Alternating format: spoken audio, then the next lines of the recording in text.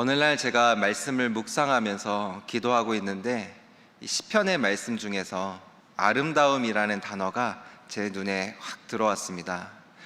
그 아름다움이라는 단어를 가지고 묵상하면서 기도하고 있었을 때 세 가지의 이미지가 떠올랐습니다. 하나는 자연의 이미지였습니다. 이렇게 숲이 우거진 자연인데요, 이 초록색이 물든 그런 자연의 모습이었습니다. 빛이 어우러져 가지고 이 마치 초록색인데 연한 연두색과 같은 그런 모습을 그려봤는데 참 아름답다라고 여겨졌습니다. 그 두 번째는 교회에서 함께 예배드리는 모습이었습니다. 지금 우리가 함께 예배드리고 있는 것처럼 함께 예배드리는 것, 그리고 함께 기도하는 모습, 그 모습이 떠오르면서 아름답다라고 생각이 들었습니다. 아마 하나님께서도 그 모습을 보시면서 아름답다라고 여기지 않을까 생각이 듭니다. 그리고 세 번째로는 가족의 이미지였습니다. 가족의 구성원이 함께 모여 있는 것, 함께 식사하는 것, 함께 모여서 무언가를 하는 모습이 그려졌습니다. 그 모습을 보면서도 참 아름답다라는 생각이 들었습니다. 아름다움이라고 하는 이 미, 영어로는 뷰티라고 하는데요, 이 아름다움의 원리는 조화와 균형에 있습니다. 철학자였던 플라톤은 이 미의 개념을 감각적인 어떤 한 객체에 있는 것이 아니라 조화 그리고 균형에 있다라고 말을 하였습니다. 중세의 토마스 아퀴나스는 이 미를 조화, 완전성, 빛남이라고 말을 하였습니다. 정리를 하면 이 아름다움이라는 것은 함께 모여서 조화를 이루는 것, 그것이 아름다움이라고 할 수가 있겠습니다. 그렇다면 이 아름다움과 반대되는 것은 무엇일까요? 그것은 바로 깨어짐입니다. 조화와 연합을 이루면 아름답습니다.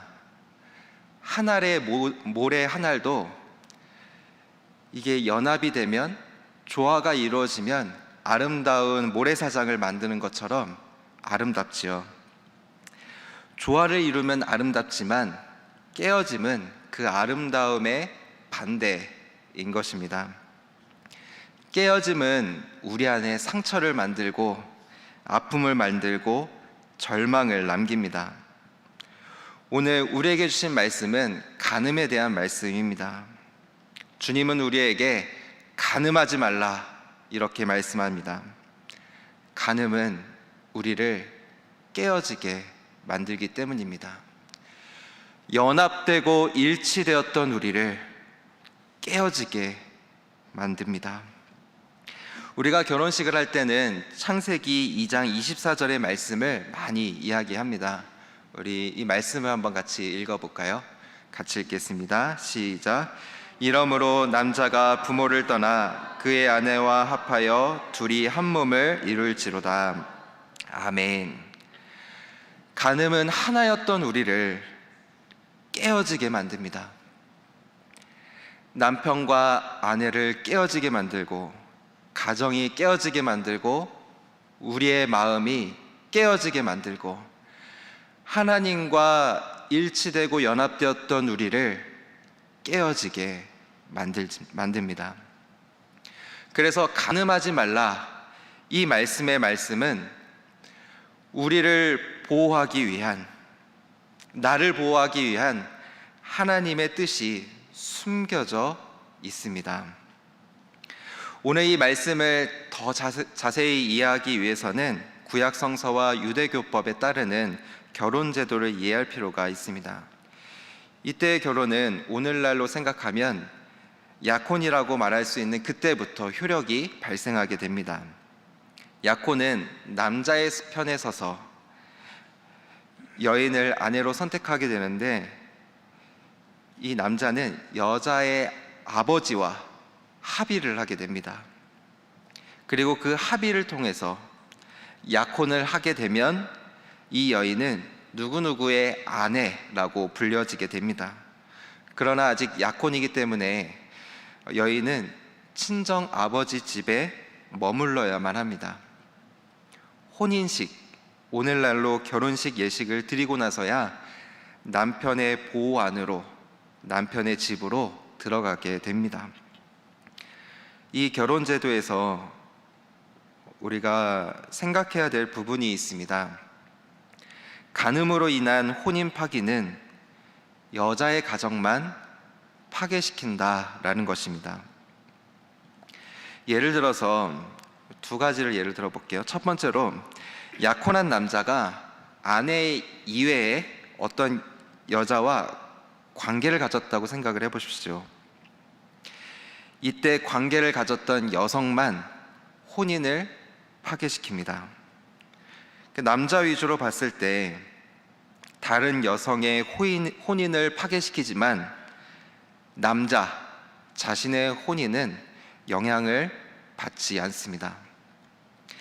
반대로 약혼한 여자가 남편 이외의 다른 남자와 관계를 가진 경우에는 여자 자신의 혼인을 파괴하게 됩니다. 정리하면 남자의 부정은 오직 남의 혼인만을 파괴시킬 뿐이고 자신의 혼인에서는 영향을 받지 않습니다. 그러나 아내의 부정은 자기 자신의 혼인을 파괴시킵니다. 이러한 배경 속에서 오늘 말씀을 볼 필요가 있습니다.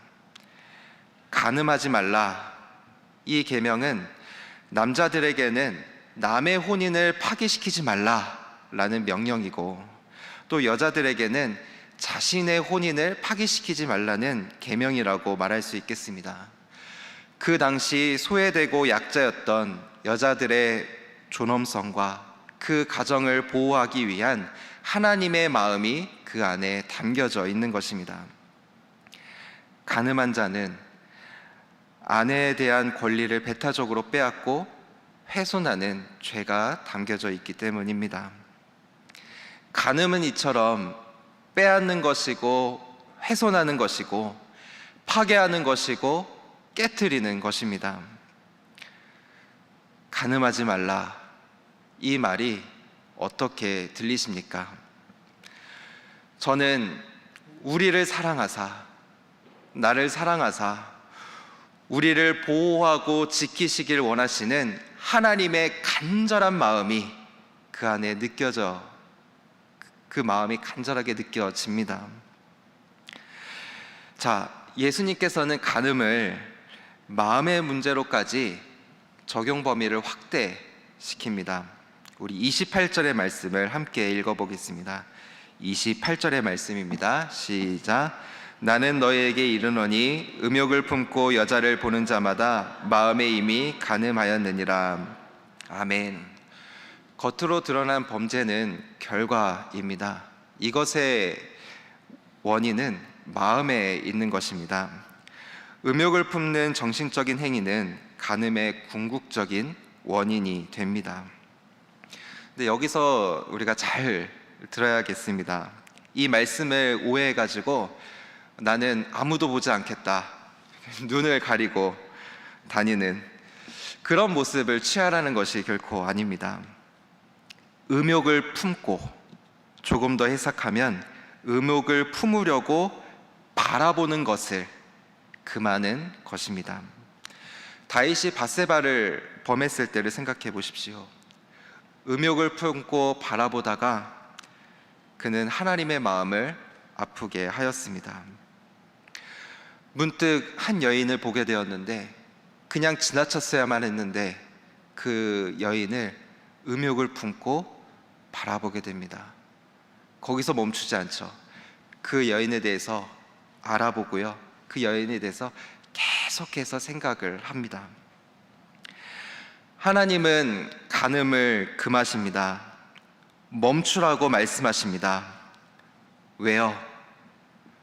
우리들의 삶, 우리들의 존엄성, 우리들의 가치, 아름다움을 지키기 위한 하나님의 간절한 마음이 담겨져 있기 때문에 그렇습니다. 우리 29절부터 30절의 말씀도 함께 읽어보도록 하겠습니다. 29절부터 30절의 말씀입니다. 시작. 만일 내 오른 눈이 너를 신촉하게 하거든 떼어내버리라. 내 백체 중 하나가 없어지고 온 몸이 지옥에 던져지지 않는 것이 유익하며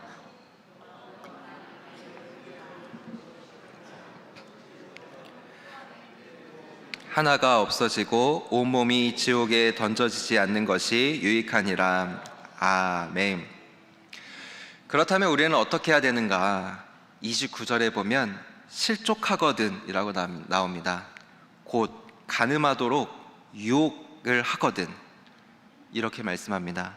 눈을 빼어내어 버리고 손을 찍어내 버리라. 그런데 잘 아시는 것처럼 이것을 문자적으로 해석해서는 안 됩니다. 이것은 우리의 육체 일부를 잘라버리라는 뜻은 아닙니다. 찍어내버리라. 이 말씀은 우리를 유혹하는 것이 있다면 처음부터 그것을 제거하라는 뜻입니다.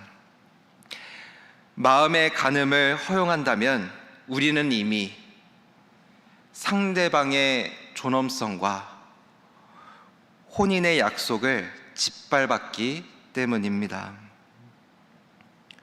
우리 안에 있는 음란함을 제거하기를 원합니다.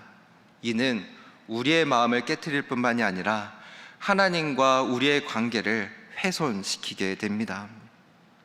그렇다면 우리는 어떻게 주님께서 주신 이 계명을 잘 지킬 수 있을까요? 이에 대한 대답은 말씀 안에 있습니다. 간음하지 말라. 이 말씀은 십계명에 나오지요. 십계명 중에 제7계명에 해당이 됩니다. 십계명의 10가지의 계명, 그것을 한 문장으로 요약한다면 하나님 사랑과 이웃 사랑입니다. 우리가 이 계명을 잘 지킬 수 있는 방법은 후회 없이 사랑하는 것입니다. 내 아내를, 내 남편을, 내 부모를, 내 자녀를, 그리고 공동체의 누군가를, 이웃을 사랑하는 것입니다. 하나님을 사랑하는 것입니다.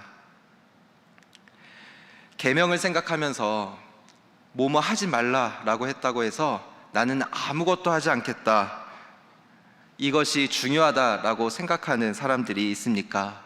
결코 그렇지가 않습니다. 만약 그렇게 본다면 집에서 아무것도 하지 않은 채 가만히 있는 것이 가장 거룩하고 경건한 사람일 것입니다. 그러나 주님은 무엇을 하지 말라, 이 이면에는 무엇을 하라라는 의미가 내포되어 있습니다. 간음하지 말라, 이 말씀에는 내 아내를, 내 남편을, 이웃과 하나님을 사랑하라라는 뜻입니다. 저에게 어린 자녀가 있는데요, 제가 벌써 우리 자녀에게 뭐뭐 하지 말라라는 잔소리가 많이 늘어났습니다. 쌍둥이인데요, 남녀입니다. 굉장히 잘 놀아요. 그리고 대화도 잘합니다. 어쩜 이렇게 대화도 잘할까? 이 남자아이가 여자아이한테 특히 말을 많이 겁니다. 다혜야, 잘 때 이불을 안 덮으면 안 돼. 이불 덮어야지. 다혜야, 장난감을 갖고 놀았으면 치워야지.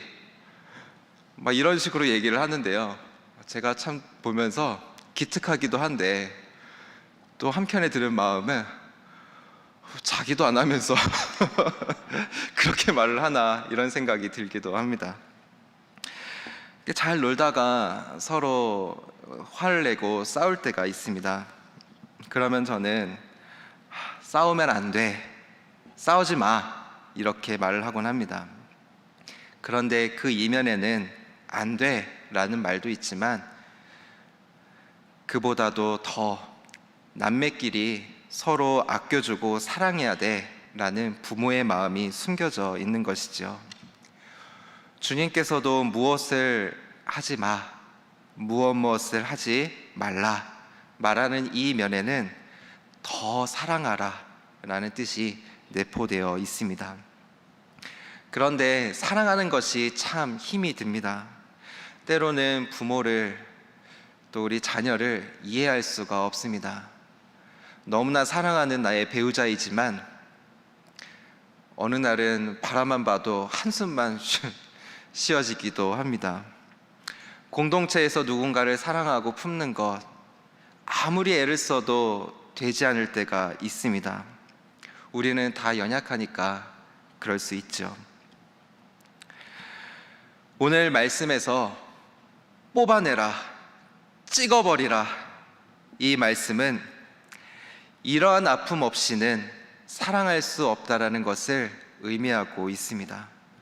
오늘 위임 목사님께서 말씀하신 요셉의 모습처럼 진정한 사랑은 아픔이 있습니다.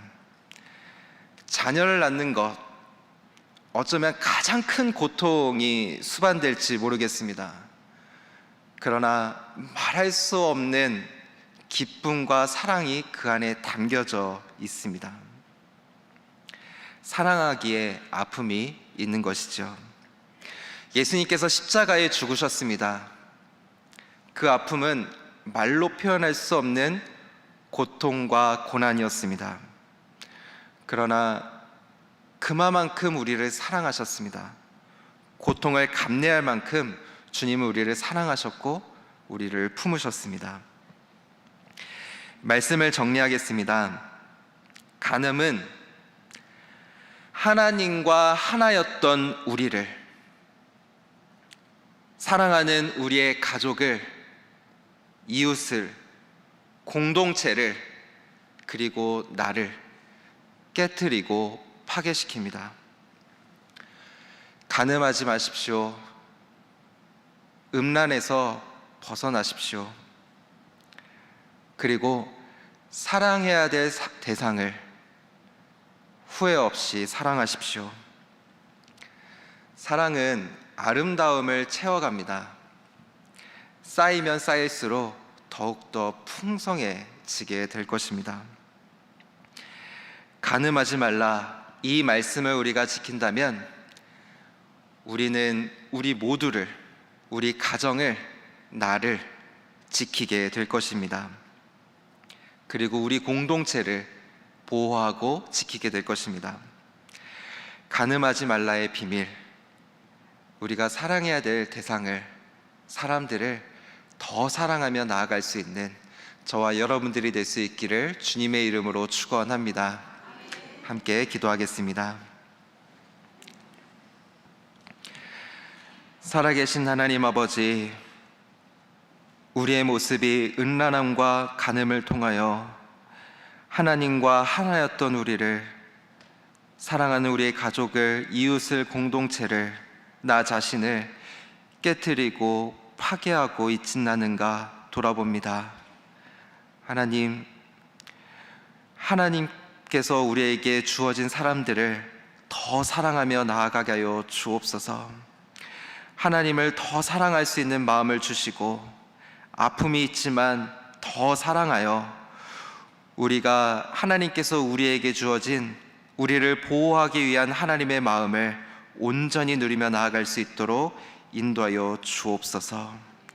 그리하여 우리 공동체와 나를 지키게 하여 주시고 우리 가정을 지키며 주님 앞에 나아가는 우리 모두가 될 수 있도록 인도하여 주옵소서. 감사드리며 이 모든 말씀 예수 그리스도의 이름으로 기도드립니다. 아멘.